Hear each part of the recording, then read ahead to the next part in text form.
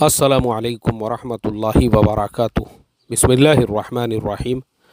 नहमदुहु व नुसल्ली अला रसूलिहिल करीम व अला आलिहि व अस्हाबिहि अजमईन। अम्मा बाद। मोहतरम भाइयों, बुजुर्गों, दोस्तों, हमने एक सिलसिला शुरू किए थे कि आप ख़ुद से उम्रा कैसे कर सकते हैं, और मैं ख़ुद जो है इस तरह से तकरीबन 2 मरतबा उम्रे का सफ़र करके आ चुका हूँ, और अल्लाह का करोड़ों दर्जे शुक्र है, इस तरह से लाखों लोग उम्रा कर चुके हैं, लोग कर रहे हैं। और इसी सिलसिले में, क्योंकि सऊदी गवर्नमेंट 50 से ज़्यादा मुल्कों को ऑनलाइन वीज़ा की फ़ैसिलिटीज़ देती है, तो हमने इस सिलसिले में दिल्ली का सफ़र भी किए थे। वहाँ पे एक्सटर्नल अफेयर्स मिनिस्ट्री में जाकर मिले थे, सऊदी के जो कौंसलेट है वहाँ जाकर हमने जो कौंसलर साहब है उनको भी एक मेमोरेंडम दिए थे, और उनसे ये दरख्वास्त की थी कि भाई आप 50 मुल्कों को ये वीज़ा दे रहे हो तो आप उसमें इंडिया को भी शामिल कीजिए। तो उनका बोलना यही था कि देखो, इंडिया को शामिल करने में कोई हर्ज नहीं है, लेकिन मसला ये होता है कि ये जो हमारा सब कॉन्टिनेंट है, इंडियन सब कॉन्टिनेंट, जिसमें इंडिया, पाकिस्तान, बांग्लादेश, नेपाल, भूटान और श्रीलंका, ये सारे ममालिक जो है, अफ़गानिस्तान वग़ैरह, ये सब इंडियन सब कॉन्टिनेंट के अंदर आते हैं।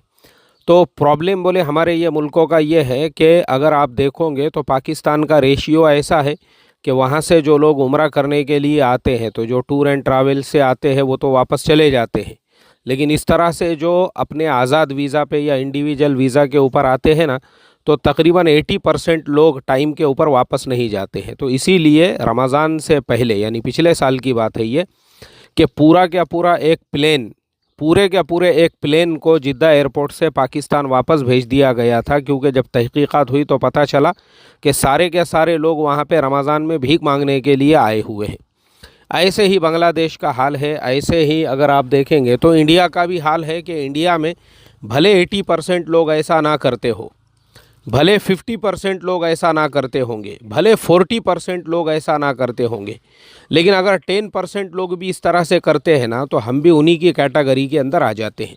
तो उन्होंने ये कहा था कि इसलिए हम बोले ऑनलाइन वीज़ा नहीं शुरू कर रहे हैं, लेकिन सऊदी गवर्नमेंट बहुत सारी फैसिलिटीज़ इंडिया के लिए शुरू करने जा रही है। अनकरीब हम जो है इसके ऊपर अमल करेंगे, आपकी रिक्वेस्ट के ऊपर गौर व फिक्र करेंगे।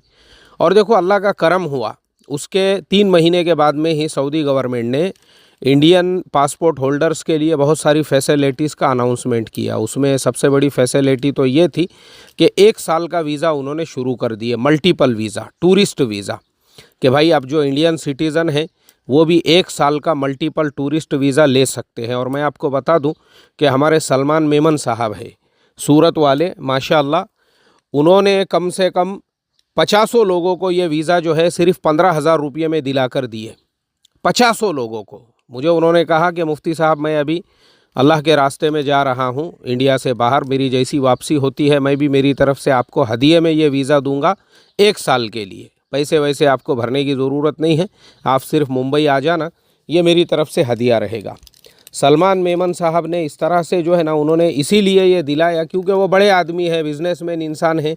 तो कभी उनका ऐसा कुछ मौका बन गया किसी और मुल्क के सफ़र का, तो वाया जिद्दा चले गए, 4-5 दिन जो है रुक गए, उम्रा भी हो गया, फिर आगे सफ़र पे बढ़ गए, या ऐसे भी घर में अगर तरतीब बन जाती है। तो इस तरह से उन्होंने, और उनके अलावा भी और भी बहुत सारे लोग होंगे जिन लोगों ने ये 1 साल का मल्टीपल एंट्री वीज़ा लिए, और लेने के बाद माशाअल्लाह ये लोग जो है कभी रमज़ान में, कभी शाबान में, जैसी सहूलत होती है, जैसा मौका मिला, 3 दिन 4 दिन के लिए गए और हरमैन की ज़ियारत करके वापस आ गए। तो माशाअल्लाह ये वीज़ा जो है ना, सऊदी गवर्नमेंट ने हमारे मेमोरेंडम के बाद, और उसके बाद में फिर उन्होंने एक दूसरा अनाउंसमेंट ये किए कि अगर इंडियन पासपोर्ट होल्डर, उसके पासपोर्ट के ऊपर यूके का, यूएसए का, कनाडा का या शेनेगन वीज़ा होता है, तो उसको भी हम जो है ऑन अराइवल वीज़ा देंगे। यानी उसको तो वीज़ा लेने की भी ज़रूरत नहीं है पहले से, वो डायरेक्ट अपना पासपोर्ट लेके पहुंच जाए और उसको जिद्दा एयरपोर्ट के ऊपर जो है वीज़ा मिल जाएगा इंशाल्लाह, या सऊदी के किसी भी एयरपोर्ट के ऊपर। तो माशाअल्लाह सऊदी गवर्नमेंट ने, देखो, ये हमारे लिए आसानियां पैदा की, क्योंकि ये स्टेप होते हैं, स्टेप बाय स्टेप जो है गवर्नमेंट इस तरह का अनाउंसमेंट करती है। और पहले जो है ना, ये सारे मरहले तजुर्बाती दौर में होते हैं, वो लोग एक्सपीरियंस लेते हैं, तजुर्बा हासिल करते हैं, और वो लोग ये देखते हैं कि ये हमारा जो हमने इस तरह के फ़ैसले लिए, इसमें हमको कितनी कामयाबी मिल रही है और इसका सक्सेस रेशियो कितना आ रहा है। फिर उसके बाद में वो इसमें और आसानियाँ पैदा करते हैं। अब हमारा प्रॉब्लम क्या हुआ पता है आपको? हम फेल हो गए इसके अंदर। अब ये जो 1 साल का मल्टीपल एंट्री वीज़ा मिल रहा है, बहुत सारे लोगों ने ये वीज़ा लेकर गए और वो वहाँ पे काम कर रहे हैं। असल प्रॉब्लम यहीं से क्रिएट होती है। अभी हमने देखे कि 108 इंडियंस को, उनको अमेरिका से जो है जहाज़ों में भर के एयरफोर्स के विमान में, जहाँ पे उनके हाथों में पैरों में बेड़ियाँ डाल के उनको इंडिया को वापस भेज दिया गया था। उसका क्या रीज़न है पता है आपको? उनका इलीगल जाना ये रीज़न नहीं है। वो लोग इलीगल गए, वो डंकी के रास्ते से गए। तहकीक से पता ये चला कि ये लोग वहाँ पे क्रिमिनल ऑफेंस में पकड़े गए। मतलब एक तो आप किसी के मुल्क में जो है डंकी मार के घुस रहे हो और वहाँ जाके क्राइम भी कर रहे हो, चोरी भी कर रहे हो, वहाँ जाके आप झगड़े भी कर रहे हो किसी से। मतलब आपको ये लग रहा है कि भाई जैसे मैं इंडिया की झोपड़पट्टी में रहता हूँ, वहाँ पे भी अमेरिका में भी जाके मैं वही झोपड़पट्टी पना करूँगा अपना। जैसा मैंने इससे पहले भी कई वीडियो में बताया हूँ कि हमारा इंडियन चाहे कनाडा जाने दो, लंदन जाने दो, यूके जाने दो, फ्रांस जाने दो, दुनिया के किसी भी मुल्क में जाने दो, वो अपनी झोपड़पट्टी ज़रूर अपने साथ में लेकर जाता है। वैसा ही इन लोगों ने किया। एक तो तुम लोग वहाँ पे बॉर्डर क्रॉस कर रहे हो, डंकी मार रहे हो, दूसरे के देश में घुस रहे हो, घुसपैठिए हो तुम। और घुसपैठिए होने के बावजूद वहाँ साला क्राइम भी कर रहे हो, तुम्हारे बाप का माल है। वहाँ के मॉल में चोरियाँ भी कर रहे हो। तो ये जो 104 लोगों को भेजा गया ना, वरना ऐसे इस तरह के तो अमेरिका के अंदर 70,000 से ज़्यादा लोग हैं जो इलीगल इस तरह से बॉर्डर क्रॉस करके अभी तक पहुँचे हैं। और टोटल जो फिगर है वो 7 लाख से ज़्यादा है जो इंडियंस इस तरह से अभी जिनका डॉक्यूमेंटेशन वगैरह चल रहा है या जो वीज़ा लेके गए फिर वापस नहीं आए, वहीं पर रुक गए। ऐसी तो टोटल तादाद तो 7 लाख लोगों की है। ये तो वो है जिन्होंने क्राइम किए थे, इसलिए इनको रवानगी के आदाब दिए गए वहाँ से। तो हमारा प्रॉब्लम यही होता है, हम लोग जो है ना वीज़ा के जो रूल्स होते हैं हम उसको उसका वायलेशन करते हैं। अब वो वायलेशन करने की वजह से फिर क्या होता है, हमारे ऊपर सख्तियाँ होती है। अब जो सऊदी गवर्नमेंट हमको 1 साल का मल्टीपल एंट्री वीज़ा दे रही थी और वो भी पूरे सऊदी में आप घूम सकते हो उस वीज़ा के ज़रिए से, यानी देखो कितनी आसानी की वहाँ की गवर्नमेंट ने। और ये किस लिए दी? ताकि आपको जांचा जा सके, परखा जा सके कि भाई आप लोग जो है इसका वायलेशन करते हो या नहीं करते हो, आप किस तरह से इस वीज़ा का यूज़ करते हो या मिसयूज़ करते हो। और हमने वही किया, हग दिया। हमने हगने के बाद में पूरा अपनी भरा लिए। हमने हगने के बाद जब देखे मोहम्मद बिन सलमान ने कि ये साले सारे सब हग रहे हैं, हग के इन्होंने जो है इनको वीज़ा देना ही यही हमारी गलती थी, इनको 1 साल का मल्टीपल एंट्री वीज़ा दिए, वही इन्होंने हगने का काम शुरू कर दिए। इनको हम हज के नाम पे, उम्रे के नाम पे वीज़े दे रहे हैं और ये यहाँ आके काम कर रहे हैं, यहाँ आके जॉब कर रहे हैं। क्योंकि वो वीज़ा ऐसा है उसमें 6 महीने तक आप वहाँ पर रह सकते हो। 180 दिन, 6 महीने होते हैं, 179 दिन तक, यानी 6 महीने से 1 दिन पहले आपको मुल्क छोड़ना है, दूसरे दिन वापस आप जाके वापस 6 महीने रह सकते हो वहाँ पे। यानी देखो आपको कितनी सहूलत, कितनी फैसिलिटीज़ वो गवर्नमेंट दे रही थी। मगर हमको हगने की आदत है, हगरे मशहूर है पूरी दुनिया में हम। इसीलिए दुनिया की गवर्नमेंटों ने पहले हमारे पासपोर्ट का जो रैंक था पिछले साल वो ऊपर था, इस साल और 2-3 नंबर नीचे आ गए हम। और कुछ कंट्रियों ने अपना वीज़ा बंद कर दिया हमारे लिए, जो पहले ऑन अराइवल वीज़ा दे रहे थे, जो पहले हमको ई वीज़ा दे रहे थे। वजह सिर्फ़ और सिर्फ हगना है। तो ये गंदगी फैलाने की वजह से क्या हो गया, सऊदी गवर्नमेंट ने जो 1 साल का मल्टीपल एंट्री वीज़ा दे रहे थे 14 मुल्कों के ऊपर, उन्होंने वापस से वो 14 मुल्कों को बैन कर दिया। और वो 14 मुल्कों में यही है, एक लेंडे के 3 टुकड़े तो है उसके अंदर, उसके अलावा और भी बाकी के मुल्क हैं। ये एक लेंडे के 3 टुकड़े रहने ही वाले हैं, क्योंकि ये अपनी फितरत से बाज आने वाले नहीं हैं।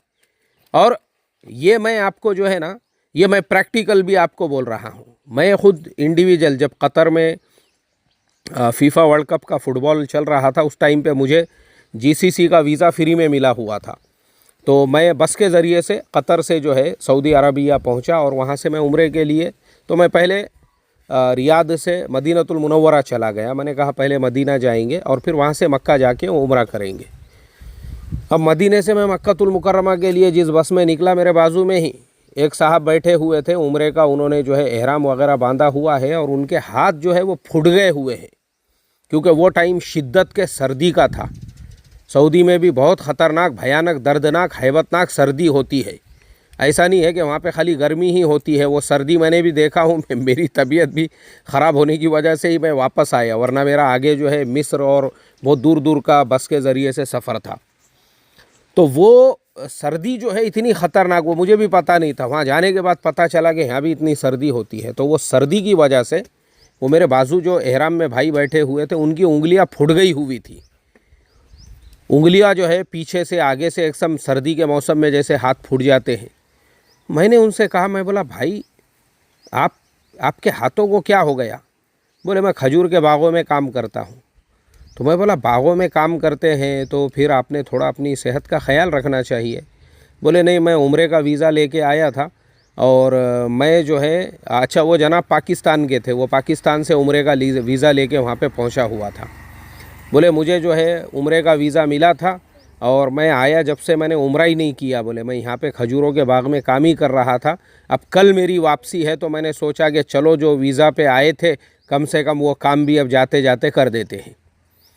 आप देखो, आप सोचो, वो जो भाई साहब है उन्होंने उम्रे का वीज़ा लेकर वहाँ से आए और अभी तक उम्रा ही नहीं किए थे, काम कर रहे थे वो खजूरों के बागों के अंदर, और काम करते करते अब उनका काम पूरा हो गया और वीज़ा ख़त्म होने को आया। अब घर पे वापसी है, वापसी से पहले उम्रे के लिए निकले।